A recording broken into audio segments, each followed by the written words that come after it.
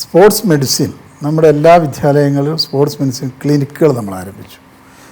ഇപ്പോൾ ഹെൽത്ത് ഡിപ്പാർട്ട്മെൻറ്റിൻ്റെ സഹായത്തോടു കൂടി എല്ലാ മെഡിക്കൽ കോളേജുകളും ജില്ലാ ആശുപത്രിയിലും സ്പോർട്സ് മെഡിസിൻ ആരംഭിക്കുക. മാത്രം ചവിട്ടും കുത്തും കൊണ്ട് പരിക്ക് പറ്റിയിരുന്നിട്ടുണ്ട്.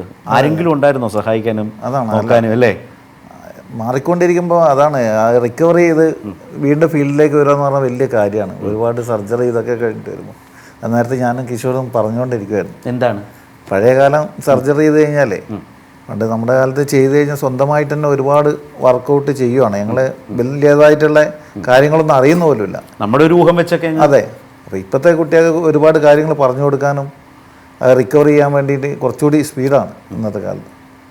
ഏറ്റവും വലിയൊരു ഇഞ്ചുറി കളിക്കിടയിൽ സംഭവിച്ചൊരു അനുഭവത്തെക്കുറിച്ച് ഉണ്ട്. 4 സർജറിയോളം ചെയ്തതാണ് മുട്ടിന്. ശരി, 2 കൂട്ടി. അത് കുഴപ്പമില്ല, അത് വെച്ച് കളിച്ചു, വീണ്ടും സജീവമായി.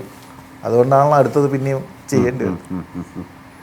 ഓക്കെ, കിഷോറിൻ്റെ അനുഭവം? ഞാൻ ഏറ്റവും പീക്ക് സമയത്തുള്ള സമയത്ത്, അതായത് 24-ാം വയസ്സിൽ എൻ്റെ നട്ടിൽ തകർന്നു പോയി. 2 വർഷം ഞാൻ കിടപ്പിലായിരുന്നു. ഈ പറഞ്ഞ പോലെയുള്ള അന്നത്തെ പരിപാടികൾ അല്ല ചികിത്സാ രീതികളൊന്നും തന്നെ ഇല്ലായിരുന്നു. പലതരത്തിലുള്ള പരിപാടികളൊക്കെ ചെയ്തു. പിന്നെ 2 വർഷം കഴിഞ്ഞപ്പോൾ എണീറ്റ് വീണ്ടും ഞാൻ ഫീൽഡിലേക്ക് തിരിച്ചു വരികയും പ്രാക്ടീസും ഒക്കെ ചെയ്യേണ്ടത്. അതൊക്കെ കാലിൻ്റെ മുട്ടിന് 3 ശസ്ത്രക്രിയ കഴിഞ്ഞിട്ടുണ്ട്. ഒരുപാട് ഇഞ്ചുറികൾ വന്നിട്ടുണ്ട്. ഇപ്പോൾ നോക്കൂ, ഇപ്പോൾ നമ്മുടെ കായിക താരങ്ങളുടെ ആരോഗ്യം, അവരുടെ ഒരു ഫിറ്റ്നസ്, അത് കേരളം ശ്രദ്ധിക്കുന്നു എന്ന് പറയുന്നത് ഒരു വലിയ നല്ല ആശയമല്ലേ? തീർച്ചയായും നല്ല ആശയമാണ്.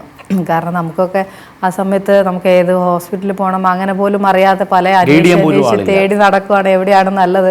കാരണം തിരിച്ച് ഫീൽഡിലേക്ക് വരണമെങ്കിൽ അതിനനുസരിച്ചുള്ള ട്രീറ്റ്മെൻറ്റുകൾ കിട്ടിയാൽ മാത്രമാണ് തിരിച്ച്.